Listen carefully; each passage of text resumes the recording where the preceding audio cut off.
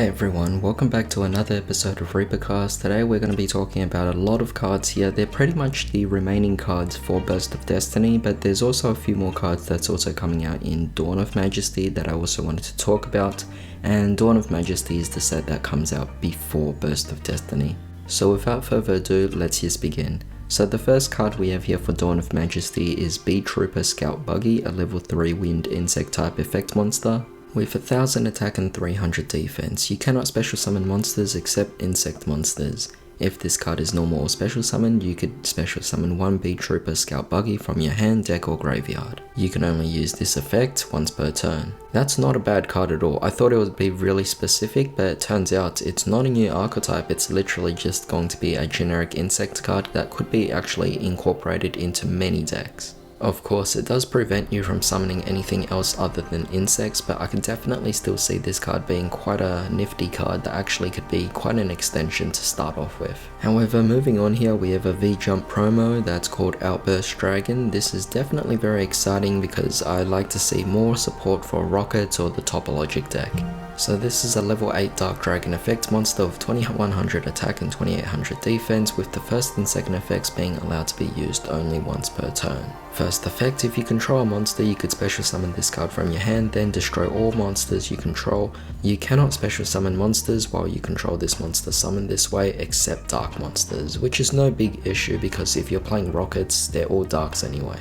Second effect, during your opponent's turn, you can, as a quick effect, immediately after this effect resolves, link summon one Dragon Link monster using this card you control. Definitely fantastic. I love cards that can activate during your opponent's turn, especially if they're actually going to allow you to go into a link summon. In which case, cards like the Nightmares are definitely very viable and very amazing in that circumstance. Now moving on here, we have a card for Burst of Destiny. This is called Giant Star 4, a normal trap card, and neither player can activate the effects of monsters without a level in response to this card's activation. Target one face-up monster on the field without a level until the end of this turn, change its attack to 0, it cannot activate its effects, it cannot be destroyed by battle. Also, any damage either player takes from battles involving it is halved. Definitely a very interesting card. I actually thought it might be part of some special archetype, but to limit itself to taking on stuff that doesn't have a level, that would be XCs or Link monsters, not bad. I guess it does negate effects, which is definitely nice, but I did wish it could actually also target synchros or fusions as well. However, moving on to something a little bit more specific, we have here Ecclesia the Virtuous in white, a level 4 light spellcaster tune effects monster of 1500 attack and defense.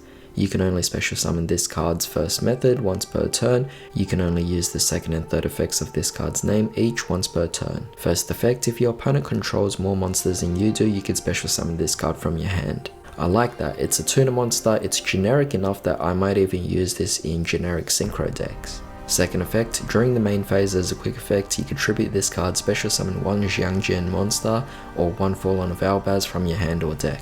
Now that's definitely very odd. I did not expect that this would actually summon out a Xiangjin monster, but seeing that, it really does make things a lot different. I mean, I thought this would be part of Dogmatica's. I definitely did assume that this would be part of Fallen of Albaz, but to actually also include the Xiangjin as well makes me very curious to know if there's going to be some kind of lore released that combines all of these archetypes together. As for the third effect, during the end phase, if a fusion monster is sent to your graveyard this turn, you can add this card from your graveyard to your hand, which is not bad, allowing it to recycle itself. I think with the first and third effects alone, you could definitely make this a generic card that could be utilized in so many different decks, so I do like that, and being that it's a tuner monster, makes you going into high level synchros very easily. However, now we're going to be going on and looking through all of the remaining cards of Burst of Destiny. There is quite a lot to go over, so let's just begin right away. The first card we have here is Soul Drapon Fengli, a level 1 fire plant tune effect monster of 800 attack and 0 defense, and the first effect can only be used once per turn. If this card is sent from the deck to the graveyard by a monster effect, you could special summon this card, then if you control another plant monster, you can halve the attack and defense of one face-up monster on the field. Not bad, kind of like an extension, and also giving off that extra bonus of weakening your opponent's monsters. Second effect, the first time this card on field would be destroyed by battle or card effect each turn, you could send one plant monster from your deck to the graveyard instead. This could actually include itself, so it's pretty nice that it could actually benefit itself in some kind of way there. But I do like that this is also a plant monster, so you could actually utilize this in quite a few plant decks out there, either Predator plants or the Rose Dragon decks. Next here we have Dualized Lord Gold Knight, a level 4 Earth Warrior Gemini effect monster with 1500 attack and 500 defense. I'm very surprised to see that we're getting Gemini monsters here, but if it works then that's fine. This card is traded as a normal monster while face up on the field or in the graveyard. While this card is a normal monster on the field, you can normal summon it to have it become an effect monster with these effects. If this card is normal or special summon, you could add one spell trap with Gemini monster in its text from your deck to your hand. You can only use this effect of this card's name once per turn. It also can have this effect of this card becomes a machine monster, also it gains 500 attack. This is not the most amazing card out there, to be honest. I'm surprised that Geminis are even still getting support at all, but you know, if it's going to combine with something else to make it really good, then I'm all for it, you know. But moving on, we have here Indomitable's Beast Servant, a level 2 Fire Beast effect monster with 900 attack and 2000 defense, and the first effects can only be used once per turn. During the main phase, if your opponent special summoned 3 or more monsters in this turn, quick effect, you could special summon this card from your hand or graveyard. I like that, but unfortunately it's during the main phase. I mean, if it does include your opponent's main phase as well, I think that would be very nice. Though I think we might still need confirmation on that. Second effect, this attack position card cannot be destroyed or by battle while you control no other monsters. I like that. I mean, definitely serves as a bit of a wall of protection before you could actually just bring out a lot of your other cards. Although in attack position, you are vulnerable at 900 attack. Moving on here, we have Outstanding Dog Mary, a level 1 light beast effect monster with 100 attack and defense, and you can only use this card's name's effect once per turn. If this card is sent to the graveyard, you could activate one of these effects. Either place this card on the bottom of the deck, or add one Outstanding Dog Marin from your deck to your hand, and if you do, place this card on the top of the deck. Now that's definitely surprising. Again, I'm very keen to see how they're actually able to do this. I mean, to actually give us the Outstanding Dog Maron support here in the sense of a new card known as Mary, it's just really interesting to see that, you know, we're getting, I guess, homages in some sort of way to a lot of these older cards that was once part of the old era of Yu-Gi-Oh! However, moving on, we have Cupid Pitch, a level 4 light fairy synchro tuner effect monster with 0 attack and 600 defense, and it's generic for the materials. The third effect can only be used once per turn. First effect, if this card is synchro summoned, increase or decrease its level by the level of the tuner used as material for its synchro summon. Unfortunately, that is mandatory, so you choose to either increase or decrease, which I guess that sets you up for future synchro climbing, so that's not bad. Second effect, gains attack equal to its level times 400, which is nice, I guess. Third effect, if this synchro summon card is sent to the graveyard as synchro material, inflict damage to your opponent equal to the level of the synchro monster that used this card as material times 100, and if you do, you can add one level 8 or lower monster with 600 defense from your deck to your hand. I think this card is actually quite complex, so if anyone's able to utilize this really effectively, then kudos to you, but it is definitely something that is very specific in actually going for some synchro climbing there. The next card we have here is Supernatural Danger Zone. Continuous spell card, you can only use the first and second effects of this card once per turn. First effect, if a non-effect monster is special summoned face up, you can target one card your opponent controls, destroy it.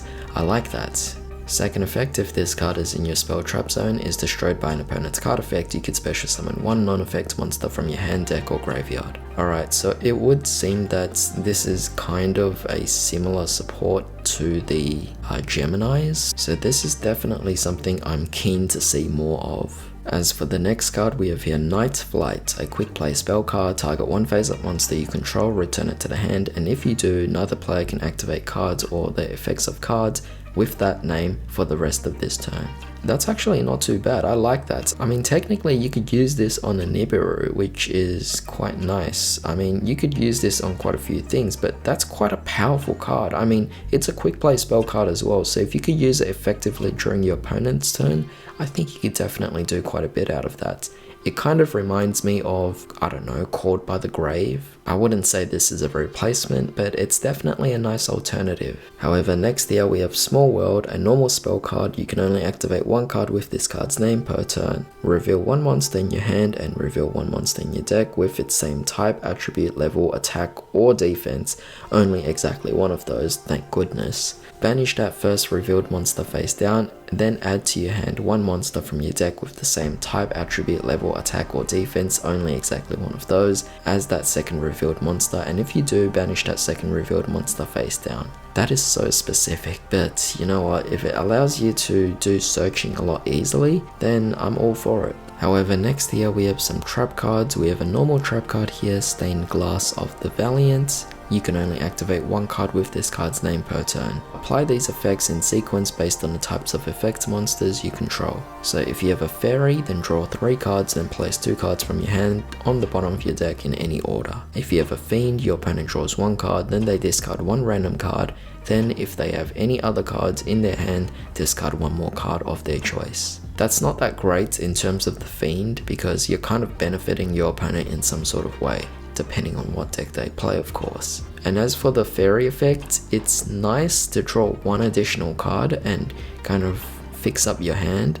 Kind of reminds me of yugioh at least, but in this case, it's a much slower card. However, the next card here is Laundry Trap, a continuous trap card, and the second effect of this card can only be used once per turn. First effect, if a monster is normal or special summoned to your field, you could send the top card of your deck to the graveyard. I can see this card being used in BAs, but I don't see it being used in many other decks out there. Second effect, if this card is sent from the deck to the graveyard by card effect, maybe Foolish Burial Goods, you can target 1 card in your graveyard that was sent there this turn, accept this card, add it to your hand.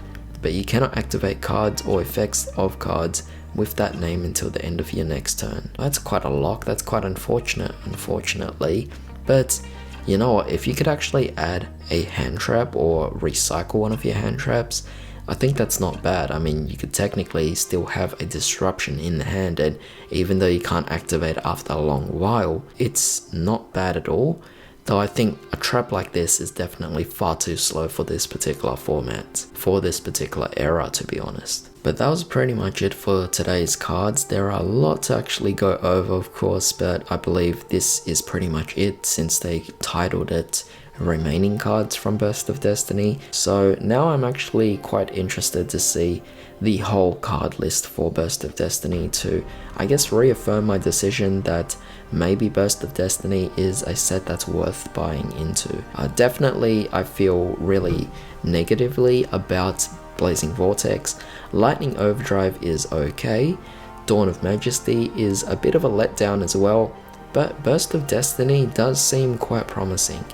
Some of the archetypes I'm definitely looking forward to, though it's mostly the archetypes that are supporting old decks, not so much the ones that are supporting the new stuff, or at least introducing the new stuff like the Ice Jades. But definitely let me know what you guys think about this. If you enjoyed this video, drop a like, share, comment, subscribe, and hit the bell notification. I hope you all have a wonderful day. I'll see you all next time.